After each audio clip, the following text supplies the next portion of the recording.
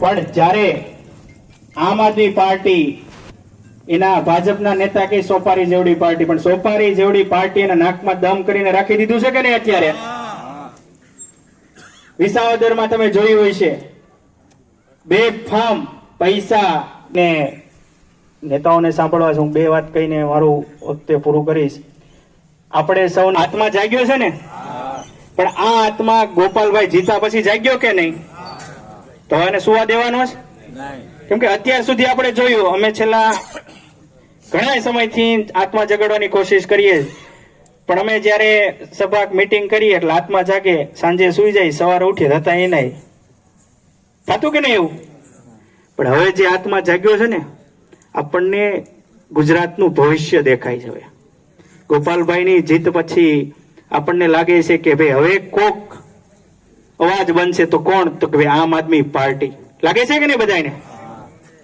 લાગતું હોય તો આખ્યો, નકર ના લે. તમે જમીન આવે, અમે ભૂખ્યા છે તો આકલા પડકારા કરી, તમે જમીન આવે તો આવું થાય છે. સ્થાનિક સ્વરાજની ચૂંટણી આવી રહી છે.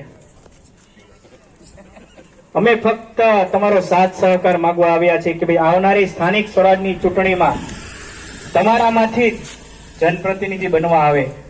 અમારી કન્ડિશન એટલી જ છે કે ભણેલો ગણેલો શિક્ષિત વ્યક્તિ હોય, ટિકિટ અમે આપશું. તમે મૂકેલો ઉમેદવાર હશે, એની જીતાડવાની પણ જવાબદારી તમારી છે. કેમ કે આ આમ આદમી પાર્ટી છે, સામાન્ય લોકોની પાર્ટી છે. અમારી પાસે પૈસા નથી કે ભાજપની જેમ તામઝામ કરશું ને તમને જલસા કરાવશું. અમારી સભાઓ, મીટિંગો ચા પાણી નાસ્તા વિનાની હોય છે. તમને ખબર હશે, એમાં જે જૂના આપણા કાર્યકર્તાઓ છે. કેમ, શા માટે?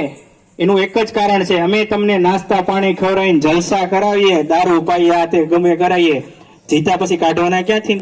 ઝાડવું તો છે નહીં ઘરે, પછી તમે છે. ફાઇનલ રમવા માટે આપણે સ્થાનિક સ્વરાજની ચૂંટણી આમ આદમી પાર્ટીને જીતાડવી છે. કેટલા લોકો જીતાડવા ઈચ્છે? હાથ ઊંચો કરે.